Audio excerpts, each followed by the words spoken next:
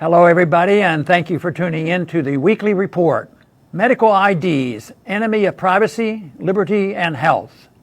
Last week, the House of Representatives voted in favor of a Labor, Health and Human Services and Education Appropriations Bill amendment to repeal the prohibition on the use of federal funds to create a unique patient identifier. Unless this prohibition, which I originally sponsored in 1998, is reinstated, the federal government will have the authority to assign every American a medical ID. This ID will be used to store and track every American's medical history. A unique patient identifier would allow federal bureaucrats and government-favored special interests to access health information simply by entering an individual's unique patient ID into a database. This system would also facilitate the collection of health information without a warrant by surveillance state operatives. The health records database could easily be linked to other similar databases, such as those containing gun purchase records or education records.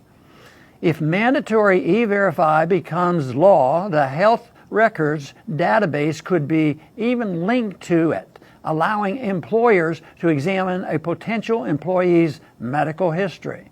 The possibility that the unique patient identifier system may be linked to a database containing information regarding gun ownership is especially disturbing given the bipartisan support for red flag laws.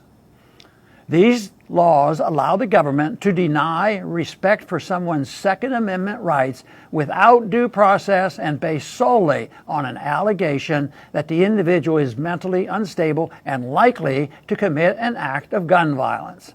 Combining red flag laws with the unique patient identifier system would leave a gun owner who ever sought psychiatric help for any reason at risk of losing his ability to legally possess a gun.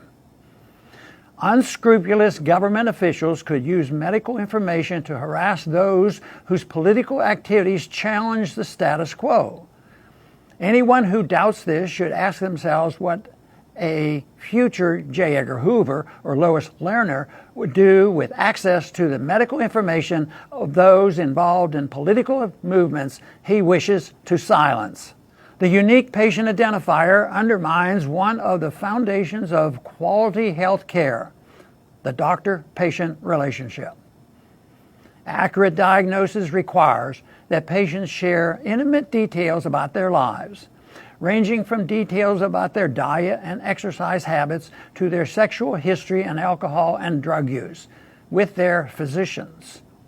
If patients legitimately fear information shared will be compromised, they will be unwilling to be completely honest with their physicians, making it impossible for physicians to effectively treat their patients. Proponents of the unique patient identifier claim it will improve efficiency. But in a free society, the government should never endanger privacy or liberty for efficiency. Besides, when has any government intervention in healthcare ever improved efficiency or increased patients' or healthcare providers' satisfaction with the system? The unique patient identifier system puts the desires of the government bureaucrats and politically powerful special interests ahead of the needs of individual patients and healthcare providers.